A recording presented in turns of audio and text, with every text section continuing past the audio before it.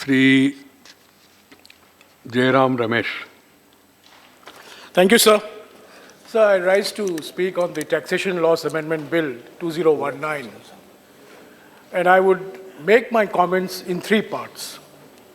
There's a subtext to this bill, there's the text of this bill, and there is the context of this bill. So I'm going to first talk about the subtext of the bill. So this bill really gives legislative sanction to an announcement made by the Honorable Finance Minister on the 20th of September 2019 during the course of a GST Council meeting in Goa. She had presented her maiden budget on the 5th of July 2019, but within 77 days, major changes were made to the corporate tax regime, and that too through a big bang announcement in Goa. So the changes were welcome, but the timing was quite extraordinary. 2 days later, there was the Howdy Modi event in Houston. Prime ministers always like to go on foreign trips accompanied by major policy announcements. And I think what happened on the 20th of September 2019 was a curtain raiser for the event that was to follow in Houston.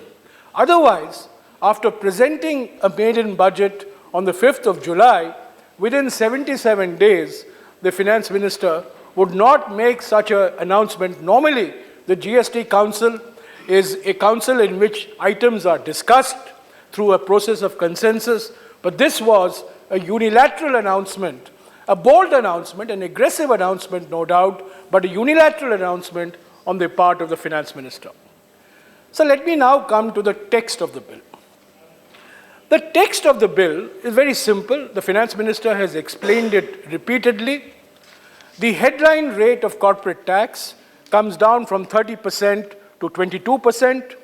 And for manufacturing companies who set up shop after the 1st of October 2019, the corporate tax rate is reduced to 15%.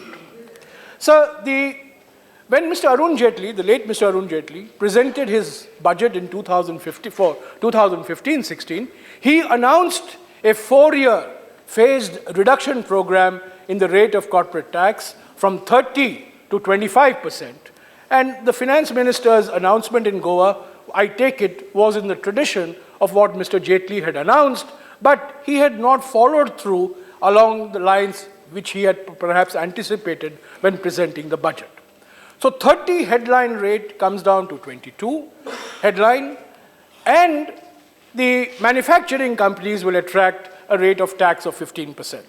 The Honorable Finance Minister is also on record as having said, if companies do not make use of any rebates or allowances, the rate of tax would be 25.17%.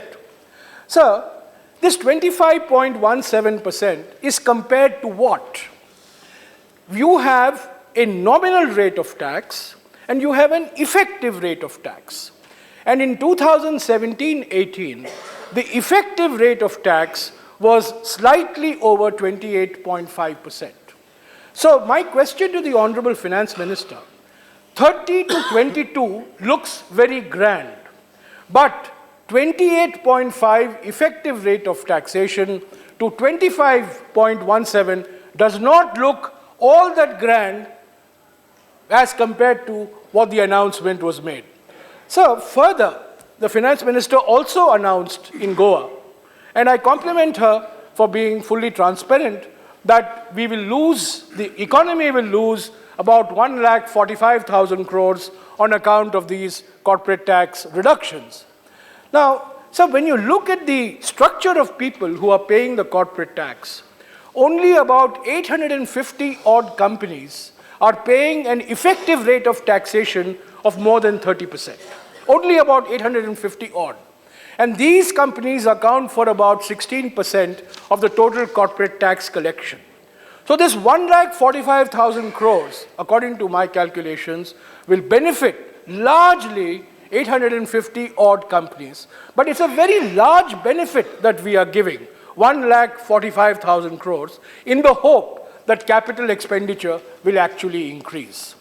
Now, sir, when an ordinance is issued and a bill comes after the ordinance, usually the bill sanctifies the ordinance.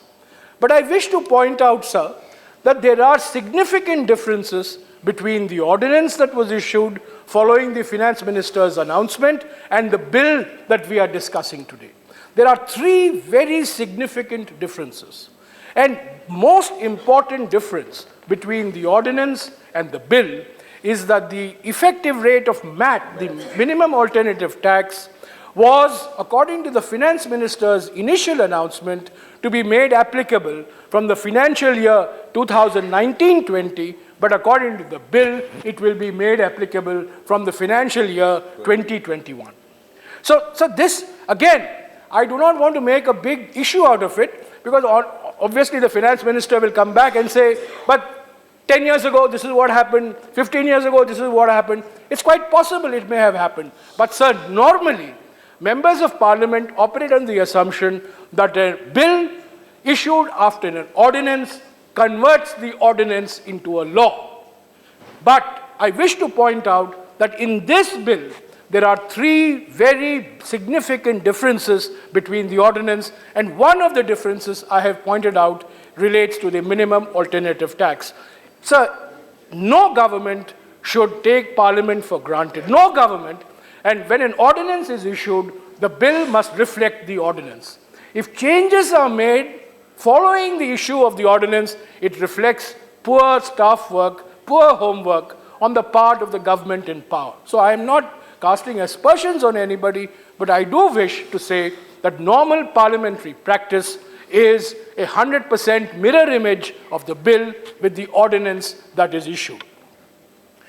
So the corporate tax reduction involving a loss of, not a loss, but a revenue foregone of 1,45,000 crores is about 5% of the total revenue, slightly over 5% of the total revenue that the finance minister had budgeted for in her maiden budget of July 5th, 2019. The assumption here is that companies will have more cash. This cash will convert into increased capital expenditure, and this increased capital expenditure will fuel economic growth. Now, I come to the third part of my presentation. After the subtext and the text, I want to come to the context of this. So what is the context of the corporate tax reduction? The context of the corporate tax reduction is, from January to March 2018, so there used to be a very famous Hindi film called QSQT. Now, we are living in a new era of QSQT, not Qayamat se Qayamat tak, but quarter se quarter tak. So let us look at QSQT. 8.1%, 8%, 7%, 6.6%, 5.8%, 5%, and the latest 4.5%. So I'm not a great believer in QSQT, by the way, because economies grow on long-term growth trends. But when you have 6 consecutive quarters of GDP decline, not a recession, Honorable Finance Minister, by classic economics textbook definitions, but 6 consecutive quarters of GDP decline, it is cause for worry. These are not statistical declines. These are not statistical aggregates. Look at it. To come from 8% to 4.5% requires extraordinary effort on the part of the government in power. And I wish to say that the government in power has worked very hard to achieve 6 consecutive quarters of GDP decline. Sir, we have had an extensive discussion on the state of the economy. The Honorable Finance Minister has responded equally extensively. But I do wish to make the point that the assumption governing this bill, that companies will have more cash, cash will lead to more capital expenditure, and capital expenditure will lead to more growth, is fundamentally flawed. Because what is lying at the root of the economic problem today is consumption. So India has faced economic crisis over the last 70 years. And every economic crisis can be traced to one of 5 Fs. This is the 5F theory of economic crisis: food, fuel, foreign exchange, fiscal deficit, and financial crisis. These are the 5 Fs. Sir, I'm also learning from you how to alliterate and to make a dry subject like economics a little more interesting. So if you look from 1950, whenever India has had an economic crisis, we have had a shortage of foreign exchange, or we have had a failed monsoon, or we have had a ballooning fiscal deficit, or we have had increased oil prices, or we have had international financial crisis. This is the first economic crisis in India when macroeconomic variables look very healthy. India is sitting on $450 billion of foreign exchange reserves. Inflation, consumer price inflation is less than 5%. Inflation is low. Economic indicators of the macroeconomy, fiscal deficit, not very, very high as compared to what it used to be many years ago. So this is a remarkable situation, and I think we need to understand this. Food is not a problem, foreign exchange is not a problem, fiscal deficit doesn't seem to be that much of a problem, financial crisis is certainly not a problem, foreign exchange is not a problem. So what is the problem? Why is the economy so healthy on the one side and showing decline quarter after quarter after quarter for 6 quarters? So I request the finance minister, economics textbooks do not teach us anything for this situation that India finds itself in. Most countries in crisis have no foreign exchange. Most countries in crisis have problems with their fiscal deficit. Most countries in crisis face ballooning inflation. We are not in that situation. But yet, our situation is one of continuous economic deceleration. And I come back to the point, sir, sentiment. Sentiment is subdued. Sentiment is negative. Sentiment is not positive. This corporate tax reduction helped markets balloon 24 hours, 48 hours, but did nothing to address long-term issues of sentiment, long-term issues of consumption, long-term issues of investment sluggishness. So I request the Honorable Finance Minister, she will get this bill passed. Corporate India has welcomed this bill. Any reduction in tax rates today, sir, is welcomed by everybody. That's the new fiscal sociology that we have. We used to have a finance minister in the 50s, the great T.T. Krishnamachari, TTK, who used to present budgets. And every time he presented a budget, a member would get up and say, TTK stands for tax, tax and kill. But that tax, tax and kill era is over. Now it is reduce tax, reduce tax and reduce tax.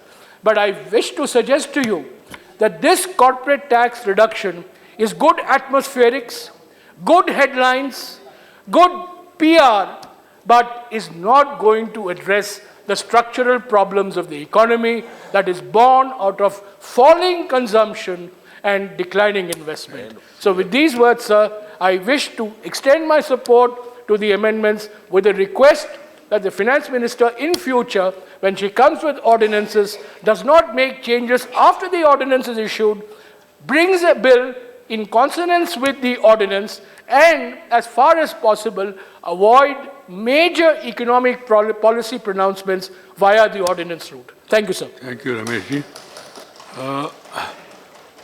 Honorable members, we have 3 hours time for this bill. So we started at the rate note. We have to conclude it by 6 o'clock, then take up special mentions also, including minister's reply. We should complete it today.